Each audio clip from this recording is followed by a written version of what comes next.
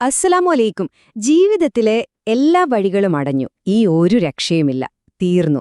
അങ്ങനെയൊക്കെ നിങ്ങൾക്ക് എപ്പോഴെങ്കിലും തോന്നിയിട്ടുണ്ടോ? അങ്ങനെയുള്ളൊരു നിമിഷത്തില് എങ്ങനെയാണ് നമ്മൾ പ്രതീക്ഷ കണ്ടെത്തുന്നത്? യഥാർത്ഥ അഭിമാനം എവിടെ നിന്നാണ് കിട്ടുന്നത്? ഇതാണ് നമ്മളിന്ന് ജുസ് 22 നിന്ന് പഠിക്കാൻ പോകുന്നത്. അപ്പൊ നമുക്ക് നേരെ വിഷയത്തിലേക്ക് കടക്കാമല്ലേ? ഒന്ന് ആലോചിച്ച് നോക്കിയേ, എന്തൊരു ശക്തമായൊരു വാക്കാണല്ലേ ഇത്. ഹൃദയങ്ങൾ തൊണ്ടക്കുഴിയിലെത്തുക എന്ന് വെച്ചാ എന്താ? പേടികൊണ്ട് ശ്വാസം കിട്ടാതെ ഒരു ദുരന്തം തൊട്ടുമുന്നിൽ വന്ന് നിൽക്കുന്ന ആ ഒരു അവസ്ഥ. ഇനി എന്ത് ചെയ്യണമെന്നറിയാതെ ഒരു വഴിയും കാണാതെ നമ്മൾ പകച്ചു നിൽക്കില്ലേ ആ ഒരു നിമിഷം? സത്യം പറഞ്ഞാല് നമ്മുടെയൊക്കെ ജീവിതത്തിൽ പലപ്പോഴും ഇങ്ങനത്തെ ഓരോ സാഹചര്യങ്ങൾ വരാറില്ലേ? അപ്പോ ഇതാണ് നമ്മുടെ മുന്നിലുള്ള ഏറ്റവും വലിയ ചോദ്യം. മുന്നോട്ട് നോക്കുമ്പോൾ എല്ലാ വാതിലും അടഞ്ഞുകിടക്കാണെന്ന് തോന്നുമ്പോൾ നമ്മൾ എന്തു ചെയ്യും? ആ ഒരു നിരാശയിൽ നിന്ന് എങ്ങനെയാണ് ഒരു പരിഹാരം കണ്ടെത്തുക? അതിന് ഖുർആൻ നൽകുന്ന ആദ്യത്തെ ഉത്തരം അല്ലാഹുവിന്റെ അതിമനോഹരമായ ഒരു പേരിലാണുള്ളത്: അൽ ഫത്താഹ്. അടഞ്ഞുപോയി, തീർന്നു എന്ന് നമ്മൾ വിചാരിക്കുന്നതിനെയൊക്കെ തുറന്നു തരുന്നവൻ, നമ്മുടെ പ്രശ്നങ്ങൾക്ക് ഒരു വഴി കാണിച്ചു തരുന്നവൻ. അൽ ഫത്താഹ് എന്ന പേരിന്റെ അർത്ഥം നമ്മൾ വിചാരിക്കുന്നതിലും വലുതാണ്. നോക്കൂ, ഒരു പൂട്ടിയ വാതിൽ തുറക്കാൻ നമുക്കൊരു താക്കോല് വേണം, ശരിയല്ലേ? അതുപോലെ നമ്മുടെ ജീവിതത്തിലെ വലിയ വലിയ പ്രതിസന്ധികളെന്ന പൂട്ടുകളുണ്ടല്ലോ, അതിനെല്ലാം പരിഹാരം തരുന്ന താക്കോലാണ് അൽ ഫത്താഹ്. പിന്നെ അവൻ വെറുതെ തുറന്നു തരുന്നവൻ മാത്രമല്ല, എല്ലാ കാര്യങ്ങളിലും സത്യമേതാണ്, നീതി ഏതാണ് എന്ന് കൃത്യമായി തീർപ്പ് കൽപ്പിക്കുന്ന ഏറ്റവും വലിയ വിധികർത്താവ് കൂടിയാണ്. ഒരു കാര്യം ശ്രദ്ധിച്ചിട്ടുണ്ടോ? അൽ ഫത്താഹ് എന്ന ഈ പേരുണ്ടല്ലോ, ഈയൊരു രൂപത്തിൽ ഖുർആനിൽ ആകെ ഒരിടത്തു മാത്രമേ വന്നിട്ടുള്ളൂ. അത് സൂറത്ത് സബയിലാണ്. ഈ ആയത്തിന്റെ ഒരു ഗാംഭീര്യം നോക്കിക്കേ. ഇതിലൂടെ അല്ലാഹു നമുക്ക് തരുന്ന ഉറപ്പ് എത്ര വലുതാണെന്നറിയാമോ? ഇവിടെ അൽ ഫത്താഹ് എന്ന് പറയുന്നത് ഖിയാമത്ത് നാളിലെ ഏറ്റവും വലിയ ന്യായാധിപനെക്കുറിച്ചാണ്. ഒന്ന് ഓർത്തുനോക്കൂ, നമ്മളെയെല്ലാം ഒരുമിച്ചു കൂട്ടിയ ശേഷം സത്യമെന്താണെന്ന് കൃത്യമായി തുറന്നുകാട്ടി നമുക്കിടയിൽ നീതിയോടെ വിധി പറയുന്നവൻ. അതാണവൻ. കാരണം അവൻ അറിയാത്തതായി ഒന്നുമില്ല, അവൻ സർവജ്ഞനാണ്. അപ്പോ അൽ ഫത്താഹ് നമ്മുടെ ജീവിതത്തിൽ എന്തൊക്കെയാണ് തുറന്നു തരുന്നത്? ഒന്നാമതായി, ഹിദായത്തിലേക്ക് നമ്മുടെ ഹൃദയങ്ങളെ തുറന്നു തരുന്നത് അവനാണ്. സത്യം മനസ്സിലാക്കാനുള്ളൊരു വെളിച്ചം തരുന്നത്. അതുപോലെ അവന്റെ കാരുണ്യത്തിന്റെ വഴികൾ, നമ്മുടെ ഉപജീവനത്തിന്റെ വാതിലുകൾ, ഇതൊക്കെ അവൻ നമുക്കായി തുറന്നു തരുന്നു. അവസാനം, നമ്മുടെയൊക്കെ ഏറ്റവും വലിയ ലക്ഷ്യമായ സ്വർഗത്തിന്റെ കവാടങ്ങളുണ്ടല്ലോ, അതും തുറന്നു തരുന്നത് അൽ ഫത്താഹാണ്. ഈയൊരു ചിന്ത എനിക്ക് ഭയങ്കര ഇഷ്ടപ്പെട്ടു. എന്താണെന്നറിയോ? ഒരുപക്ഷെ നമ്മൾ ഈ വിഷമിച്ച് നടക്കുന്ന പ്രശ്നങ്ങളുടെ പരിഹാരത്തിനുള്ള വാതിലൊക്കെ അല്ലാഹു നേരത്തെ തന്നെ തുറന്നു വെച്ചിട്ടുണ്ടാവും. നമ്മളത് കാണുന്നില്ല, അത്രയുള്ളൂ.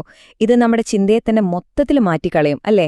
നമ്മൾ നോക്കുന്ന ദിശ ശരിയാണോ എന്ന് സ്വയം ഒന്ന് ചോദിക്കേണ്ടി വരും. ശരി, ഇനി നമുക്ക് അടുത്ത പ്രധാനപ്പെട്ട ഒരു വിഷയത്തിലേക്ക് വരാം. അല്ലാഹു നമുക്ക് വഴികൾ തുറന്നു തരുന്നു എന്ന് നമ്മൾ പറഞ്ഞു. അതോടൊപ്പം തന്നെ നമ്മൾ മനസ്സിലാക്കേണ്ട മറ്റൊരു കാര്യമുണ്ട്. യഥാർത്ഥ നിലനിൽക്കുന്ന പ്രതാപം, ശക്തി, അഭിമാനം, ഇതിന്റെയൊക്കെ ഒരേയൊരു ഉറവിടം അല്ലാഹു ആണ് എന്ന യാഥാർത്ഥ്യം. ഇതിനെയാണ് നമ്മൾ ഇസ്സത്ത് എന്ന് പറയുന്നത്. നമുക്കാർക്കെങ്കിലും പ്രതാപം വേണം, ഇസ്സത്ത് വേണമെന്നുണ്ടെങ്കിൽ നമ്മൾ എവിടെയാണത് അന്വേഷിക്കേണ്ടത്? അതിനുള്ള കൃത്യമായ ഉത്തരം ഈ ഖുർആനിക വചനത്തിലുണ്ട്. പ്രതാപം, അഭിമാനം, ശക്തി, ഇതെല്ലാം 100% അല്ലാഹുവിന്റെ കയ്യിലാണ്. അതുകൊണ്ട് വേറെ എവിടെയെങ്കിലും പോയി അന്വേഷിച്ചിട്ട് ഒരു കാര്യവുമില്ല എന്നൊരു അടിവരയിട്ടുള്ള പ്രഖ്യാപനമാണിത്. വളരെ പവർഫുള്ളായൊരു ആയത്താണ്. ഈ ആശയം ഏറ്റവും നന്നായി നമുക്ക് മനസ്സിലാക്കി തരുന്നൊരു ചരിത്ര സംഭവമുണ്ട്. ഉമർ KP റളിയല്ലാഹു അൻഹു ജെറുസലേമിലേക്ക് പ്രവേശിക്കുന്ന രംഗം ഓർമ്മയുണ്ടോ?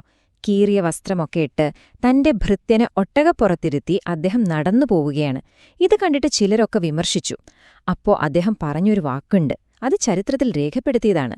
യഥാർത്ഥ അഭിമാനം എവിടെ നിന്നാണ് വരുന്നതെന്ന് നമ്മളെ പഠിപ്പിക്കുന്നൊരു സംഭവമാണത്. ഇവിടെയുള്ള ആ ഒരു വ്യത്യാസം നോക്കിക്കേ, അത് വളരെ ക്ലിയറാണ്. നമ്മൾ അഭിമാനം തേടുന്നത് സൃഷ്ടികളിൽ നിന്നാണെങ്കിൽ, അതായത് പണം, പദവി, ആളുകളുടെ പ്രശംസ, ഇതിൽ നിന്നൊക്കെ ആണെങ്കിൽ ചിലപ്പോൾ ദുനിയാവിൽ നമ്മൾ വിജയിച്ചേക്കാം, പക്ഷേ അവസാനം കിട്ടുന്നത് നിന്ദ്യതയായിരിക്കും. എന്നാൽ നേരെ മറിച്ച് നമ്മൾ അഭിമാനം തേടുന്നത് സൃഷ്ടാവായ അല്ലാഹുവിൽ നിന്നാണെങ്കിലോ, ഏറ്റവും കഠിനമായ പരീക്ഷണങ്ങൾക്കിടയിലും നമുക്ക് കിട്ടുന്നത് യഥാർത്ഥ ഇസ്സത്തായിരിക്കും. അപ്പോ നമ്മൾ ഈ പറഞ്ഞ കാര്യങ്ങളൊക്കെ എങ്ങനെയാണ് നമ്മുടെ ജീവിതത്തിൽ കൊണ്ടുവരിക? അതിന് പ്രവാചകൻ സല്ലല്ലാഹു നമുക്കൊരു മാതൃക കാണിച്ചു തന്നിട്ടുണ്ട്. പ്രതീക്ഷയോടും അഭിമാനത്തോടും കൂടി ജീവിതത്തിലെ ഏത് സാഹചര്യത്തെയും എങ്ങനെ നേരിടാമെന്ന് പഠിപ്പിക്കുന്ന ഒരു ഹദീസുണ്ട്. നമുക്കത് നോക്കാം. ഇത് വളരെ പ്രശസ്തമായ ഒരു പ്രവാചക വചനമാണ്. കേട്ടുനോക്കൂ, ഒരു വിശ്വാസിയുടെ കാര്യം അത്ഭുതം തന്നെ എന്നാണ് പ്രവാചകൻ സല്ലല്ലാഹു അലൈഹി വസല്ലം പറയുന്നത്. അതായത് ഒരു വിശ്വാസിയെ സംബന്ധിച്ച് ജീവിതം ഒരു വിൻ വിൻ സിറ്റുവേഷനാണ്. എന്ത് സംഭവിച്ചാലും അതിന്റെ അവസാനം അവന് നന്മയായിരിക്കും. കേൾക്കുമ്പോൾ വളരെ സിമ്പിളായിട്ട് തോന്നാം, പക്ഷെ ഇതിന് ഒരുപാട് ആഴമുണ്ട്. അപ്പോ എങ്ങനെയാണ് ഈ ഫോർമുല വർക്ക് ചെയ്യുന്നത്? 2 കാര്യങ്ങളേ ഉള്ളൂ. ഒന്ന്, എന്തെങ്കിലും ഒരു ബുദ്ധിമുട്ട് വന്നാൽ അവൻ ക്ഷമിക്കും, സബ്ർ ചെയ്യും. അപ്പോ അതവന് നന്മയായി മാറും. ഇനി രണ്ടാമതായി, എന്തെങ്കിലും ഒരു അനുഗ്രഹം കിട്ടിയാലോ അവൻ നന്ദി കാണിക്കും, ശുക്ർ ചെയ്യും. അപ്പോ അതും അവന് നന്മയായി മാറും. അപ്പോ ജീവിതത്തിലെ താഴ്ചകളെ ക്ഷമ കൊണ്ടും ഉയർച്ചകളെ നന്ദി കൊണ്ടും നേരിട്ടാൽ ഒരു വിശ്വാസിക്ക് എപ്പോഴും നന്മ മാത്രമേയുള്ളൂ. അപ്പോൾ നമ്മൾ തുടങ്ങിയ ഇടത്തേക്ക് തന്നെ തിരിച്ചു വരികയാണ്. പുറത്തുള്ള വാതിലുകളൊക്കെ തുറക്കുന്നതിനേക്കാൾ പ്രധാനപ്പെട്ട ഒരു കാര്യമുണ്ട്. അത് നമ്മുടെ ഉള്ളിലുള്ളൊരു വാതില് തുറക്കുകയെന്നതാണ്, നമ്മുടെ ഹൃദയത്തിന്റെ വാതില്. ഇതാണ് നമ്മൾ മനസ്സിൽ വെക്കേണ്ട ഏറ്റവും പ്രധാനപ്പെട്ട പോയിന്റ്.